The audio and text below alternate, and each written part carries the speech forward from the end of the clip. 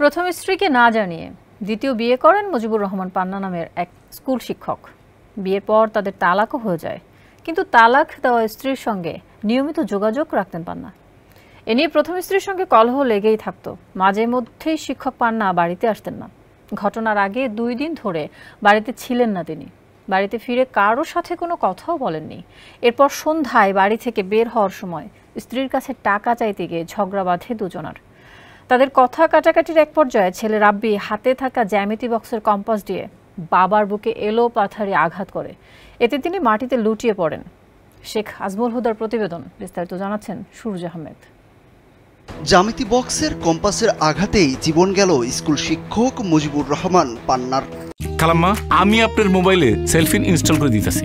আপনার রেমিটেন্সের টাকা আপনি নিজেই জমা করতে পারবেন। সেলফিন, আগামীর ব্যাংকিং। কম্পাস দিয়ে কলেজ পড়ুয়া ছেলে মারুফ আহমেদ রাব্বি এলোপাতারি বুকে আঘাত করায় মাটিতে লুটিয়ে পড়েন তিনি। বাবার দ্বিতীয় বিয়ে এবং মায়ের উপর হওয়া অত্যাচার মেনে নিতে না পেরে এমন কাণ্ড ঘটান রাব্বি। সবাই তারা ভালো বলছে, কিন্তু ওই দ্বিতীয় বিয়েটা করার কারণেই বাড়িতে ঝগড়া কাজিয়া এগুলোই হইত, সমস্যাটা তার এখানে।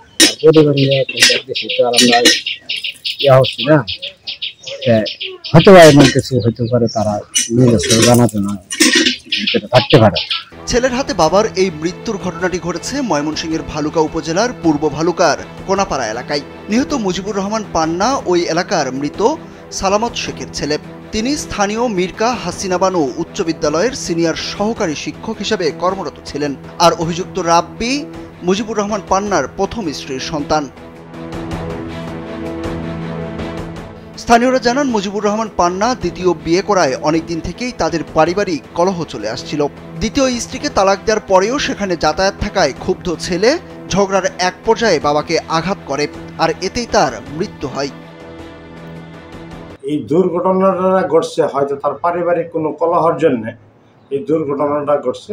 আমি আশা করব আইন শৃঙ্খলা বাহিনী সঠিক তদন্ত করে সঠিক ন্যায় বিচার পাওয়া দেওয়ার জন্য আমি তাদেরকে আহ্বান করব এবং অনুরোধ করব যাতে সঠিক বিচারটা তারা পায়।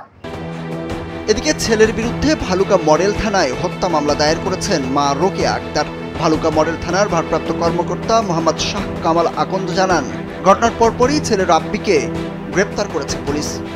তাই সে স্বীকার করে, তার স্বীকারোক্তি মোতাবেক সে জ্যামিতি বক্সের কাটা কম্পাস দিয়ে তাকে আঘাত করেছে বলে আমাদের কাছে স্বীকার করে, এবং আসামিকে আমরা বিজ্ঞ আদালতে সোপর্দ করেছি। সে তার দোষ স্বীকার করেছে। তো ঘটনায় নিহতের স্ত্রী রোকেয়া বাদী হয়ে অভিযোগ দায়ের করলে মামলা রুজু হয়েছে। স্থানীয়রা বলছেন, পারিবারিক কলহ যে হত্যা পর্যন্ত গড়াবে তা কেউই ভাবতে পারেননি। প্রতিদিনের মতো বিষয়টি ঝগড়াঝাটি পর্যন্ত থাকবে বলে মনে করেছিলেন প্রতিবেশীরা। সুরজ আহমেদ, কালবেলা।